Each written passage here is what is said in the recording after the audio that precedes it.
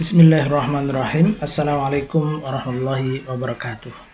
Alhamdulillah, assalatu wassalamu ala rasulillah sallallahu alaihi wasallam wa ala alihi wa sahbihi wa man tabi'ahum bi ihsan ila yaumil qiyamah. Video kali ini kita akan belajar tentang membuat room database.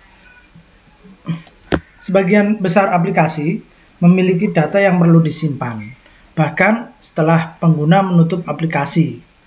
Misalnya, aplikasi mungkin menyimpan daftar putar, inventaris, item game, catatan pengeluaran dan pendapatan, katalog, atau data dari waktu ke waktu. Biasanya Anda akan menggunakan database untuk menyimpan data persisten. Room adalah database library atau pustaka database yang merupakan bagian dari Android Jetpack. Room menangani banyak tugas penyiapan dan konfigurasi database dan memungkinkan aplikasi Anda berinteraksi dengan database menggunakan panggilan fungsi biasa. Di balik layar, di belakang layar, room adalah lapisan abstraksi di atas database SQLite.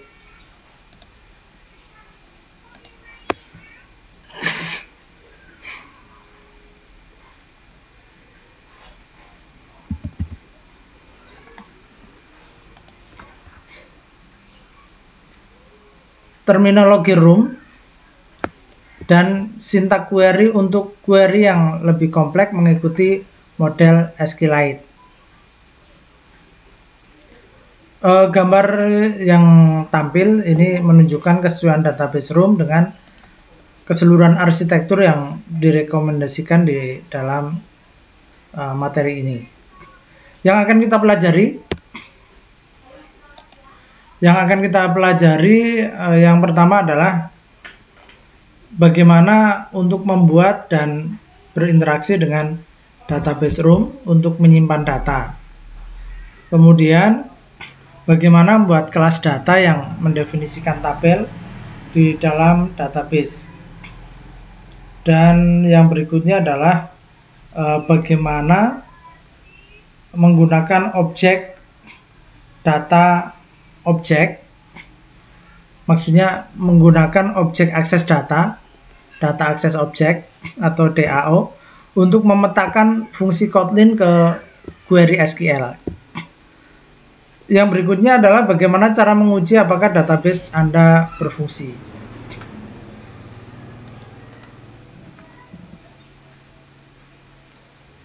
Di materi ini kita akan membuat bagian database dari aplikasi yang melacak kualitas tidur. Aplikasi menggunakan database untuk menyimpan data tidur dari waktu ke waktu. Aplikasi memiliki dua layar, diwakili oleh fragmen seperti yang ditunjukkan pada gambar. Layar pertama ini ditampilkan di sebelah kiri, memiliki tombol untuk memulai start dan menghentikan pelacakan. Layar menampilkan semua data tidur dari pengguna. Tombol hapus secara permanen menghapus semua data yang telah dikumpulkan. Menghapus semua data yang telah dikumpulkan aplikasi untuk pengguna. Layar yang kedua ditampilkan di sebelah kanan adalah untuk memilih peringkat kualitas tidur. Dalam aplikasi peringkat ini diwakili secara numerik. Untuk tujuan pengembangan, aplikasi menampilkan icon wajah dan angka yang setara. Alur pengguna adalah sebagai berikut. Yang pertama pengguna membuka aplikasi. Jadi flowchart dari aplikasi ini flowchart pengguna, user flowchart. Pertama, pengguna itu membuka aplikasi dan disajikan dengan layar pelacakan tidur, sleep tracking screen. Pengguna membuka aplikasi dan disajikan dengan sleep tracking screen, layar sleep tracking. Kemudian pengguna mengetuk tombol mulai, tombol start.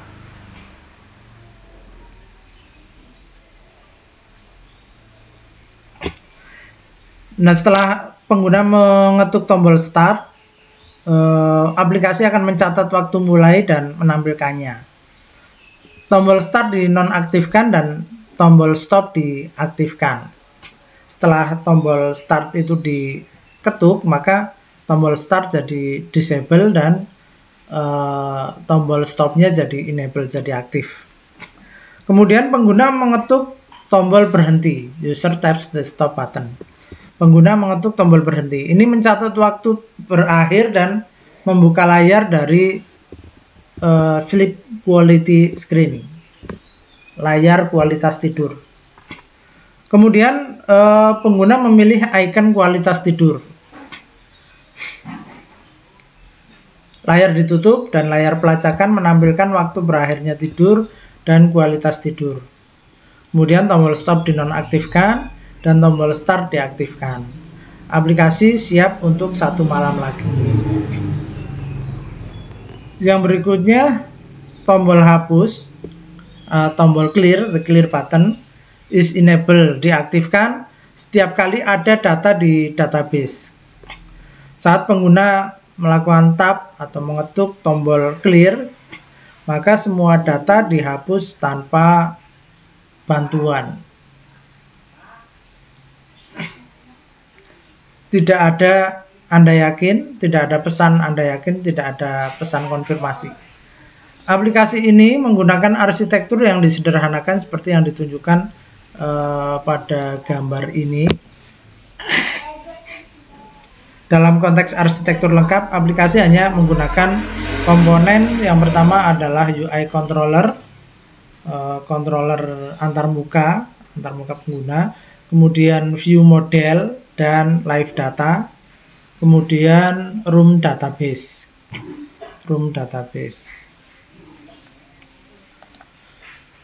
Tugas yang seharusnya dikerjakan, yang pertama adalah download dan menjalankan aplikasi starter. Unduh dan jalankan aplikasi starter. Downloadnya ini di github.com, Google Developer Training.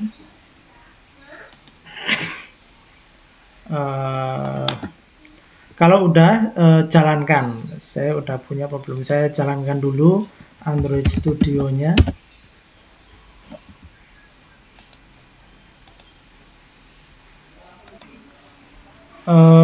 Ini aplikasi Track My Sleep Quality Starter. Kita coba menjalankan, tapi ini belum. Oh, ini masih proses. Ini udah siap, kita coba jalankan. Menunggu starting.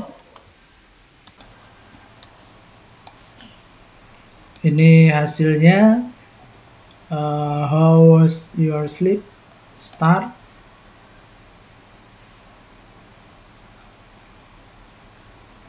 Kemudian stop. Oh, belum ada apa-apa ini ya. Kita coba lihat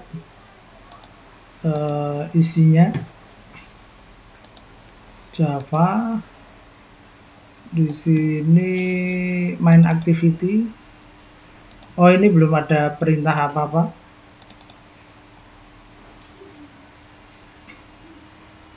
Cuma di sini ada kelas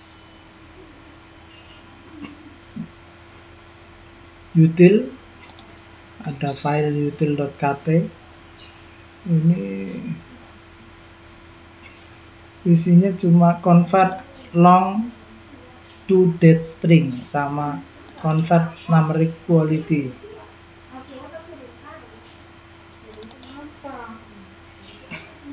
ada file util.kt sama kelas main activity.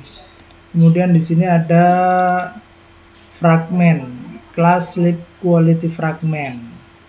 Ada sleep quality view model, ada sleep quality view model factory. Kemudian ada sleep database, ada sleep night, ada database, ada sleep quality, ada sleep tracker. Ini ada sleep database test, tapi masih pada di disable. Kemudian kita lanjutkan.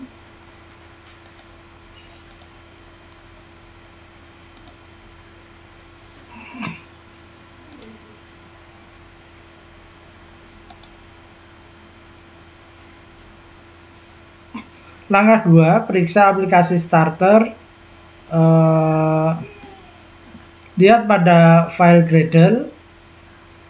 Pada file Gradle proyek, di dalam file build Gradle tingkat proyek, perhatikan variabel yang menentukan versi pustaka. Jadi kita buka Gradle level proyek,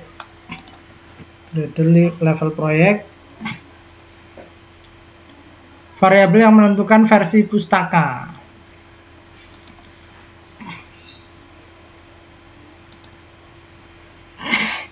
Versi yang digunakan di aplikasi starter bekerja sama dengan baik dan berfungsi dengan baik dengan aplikasi ini. Saat Anda menyelesaikan kode lab ini, Android Studio mungkin meminta Anda untuk memperbarui beberapa versi. Terserah Anda apakah Anda ingin perbarui atau tetap menggunakan versi yang ada di aplikasi. Jika Anda mengalami error kompilasi aneh, coba gunakan kombinasi versi library yang digunakan aplikasi solusi akhir.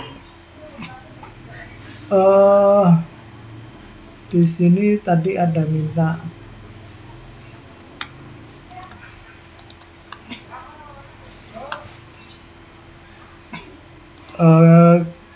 nggak apa-apa, nggak kita update dulu.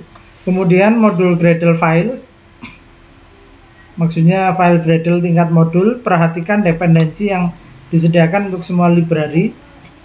Level modul, di sini ada dependensi. Nah, ini defaultnya Kotlin, kemudian ada support library, kemudian ada tambahannya itu di sini ada room dan lifecycle dependency, room runtime, legacy support, room compiler, kemudian lifecycle. Ini Kotlin extension dan coroutine support for room. Ini untuk coroutine, ini untuk navigation, kemudian ini untuk testing. Lihat package dan UI. Aplikasi ini disusun berdasarkan fungsionalitas. Paket ini berisi file placeholder, tempat Anda akan menambahkan kode di seluruh rangkaian kode lab ini.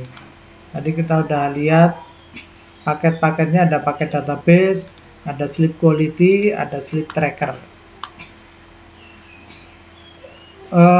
Ada database package, itu untuk semua kode yang berkaitan dengan database room ini. Kode yang berkaitan dengan semua database room.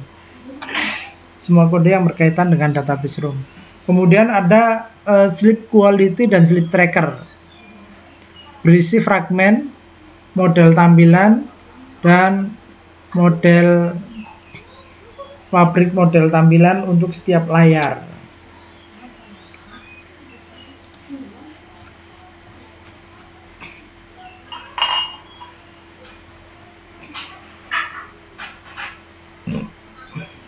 View model factory untuk setiap layar.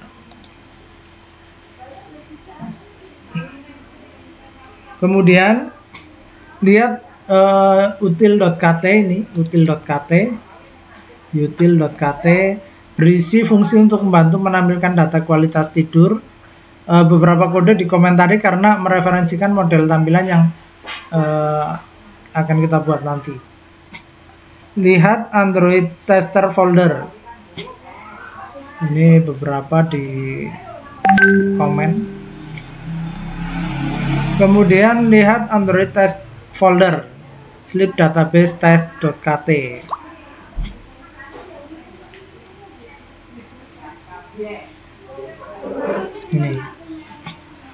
Ini akan menggunakan tes ini untuk memverifikasi bahwa database berfungsi sebagaimana mestinya.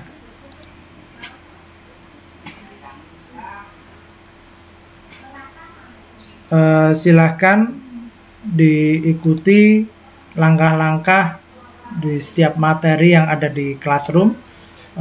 Untuk video kali ini cukup sampai di sini dulu. Ada kurang lebihnya saya mohon maaf. Kita tutup dulu. Subhanakallahumma bihamdika asyhadu an la ilaha illa anta astaghfiruka wa atubu ilaik. Assalamualaikum warahmatullahi wabarakatuh.